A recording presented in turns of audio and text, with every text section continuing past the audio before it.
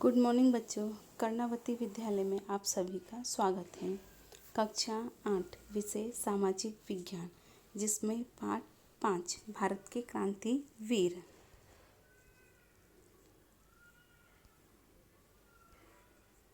जिसमें आज हम राम प्रसाद बिस्मिल के बारे में जानकारी प्राप्त करेंगे। राम प्रसाद बिस्मिल का जन्म ईस्वी सन 1897 में उत्तर प्रदेश राज्य के शाहजहांपुर में हुआ था। राम प्रसाद बिस्मिल का जन्म कब और कहाँ हुआ था? तो राम प्रसाद बिस्मिल का जन्म 1897 में उत्तर प्रदेश राज्य के शाहजहांपुर में हुआ था। देश में असहयोग आंदोलन शुरू हुआ तब विदेशी कपड़े की होली जलाने की जिम्मेदारी इन्होंने संभाली थी। राम प्रसाद बिस्मिल ने असहयोग आंदोलन में कौन सी जवाबदारी संभाली थी? तो विदेशी कपड़े की होली जलाने की जवाबदारी उन्होंने संभाली थी।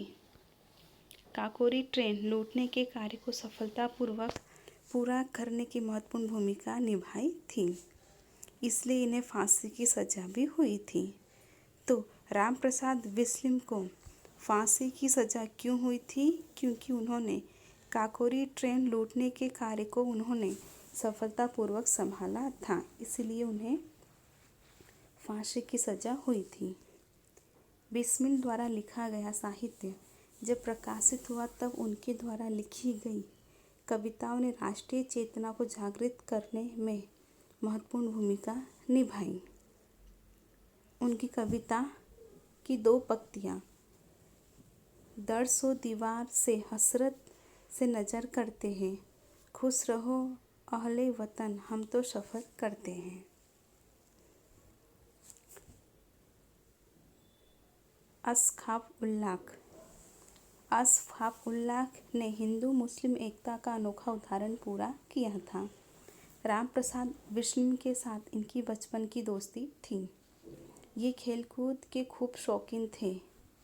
घुड़सवारी और बंदूक चलाने में काफ़ी निपुण थे। शाहजहांपुर में आर्य समाज के मंदिर पर हुए हमले को उन्होंने रोका था।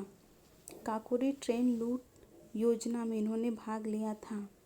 इन्हें जेल में फांसी दे दी गई थी। अब है चंद्रशेखर आज़ाद। चंद्रशेखर आज़ाद का मूल नाम चंद्रशेखर सीताराम तिवारी था। इनका मूल नाम क्या था? चंद्रशेखर सीताराम तिवारी था। इनका जन्म 23 जुलाई 1906 के दिन मध्य प्रदेश के झाबुआ जिले के भावरा नाम गांव में हुआ था।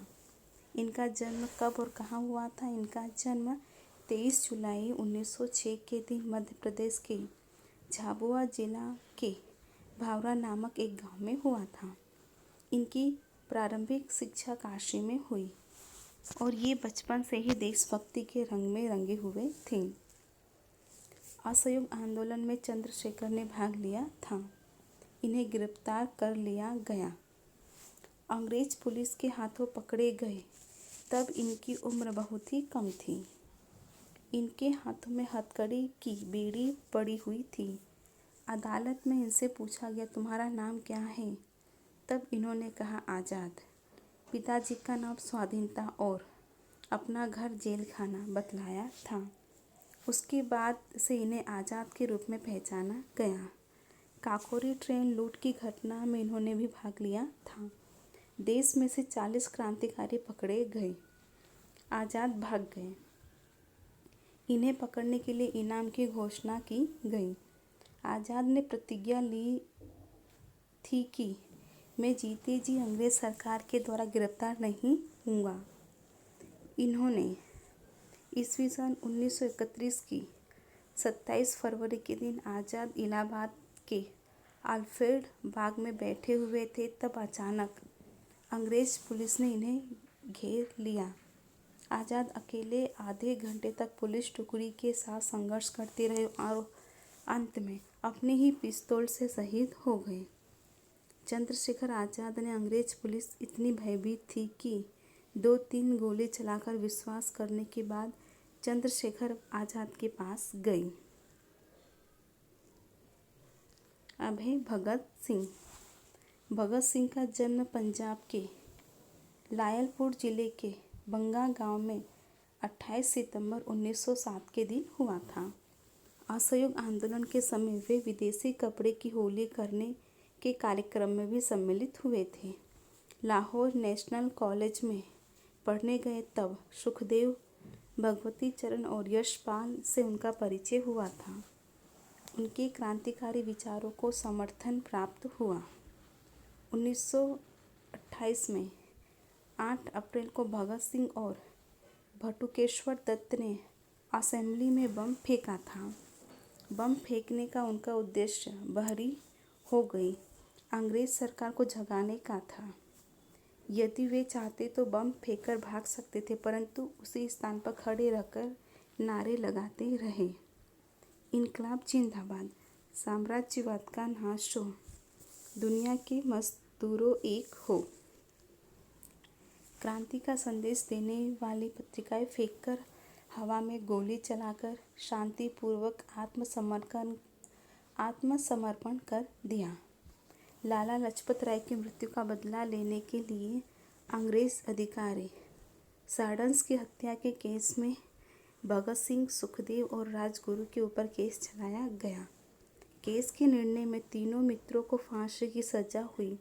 23 मार्च 1931 के दिन इन्हें फांसी दे दी गई। अभय श्यामजी कृष्ण वर्मा। विदेशों में क्रांतिकारी प्रवृत्ति की शुरुआत करने वाले श्यामजी कृष्ण वर्मा का जन्म ईस्वी सन 1857 की 4 अक्टूबर को कच्छ के मांडवी गांव में हुआ था। ये कैम्ब्रिज यूनिवर्सिटी के स्नातक हुए थे।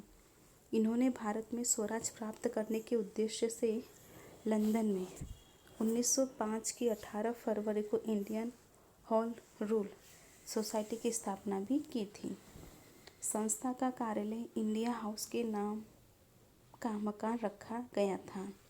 इस संस्था के प्रचार के लिए इन्होंने इंडियन सोशलिस्ट नामक पत्रिका भी शुरू की थी। श्यामजी कृष्ण वर्मा को क्रांतिकारी प्रवृत्ति चलाने में विनायक सावरकर, हरदीलाल, मदनलाल ढींगरा, सरदार सिंह राणा तथा मैडम कामा जैसे क्रांतिकारियों का साथ प्राप्त हुआ। इन्होंने भारतीयों के लिए शिष्यवृत्ति की व्यवस्था भी की थी।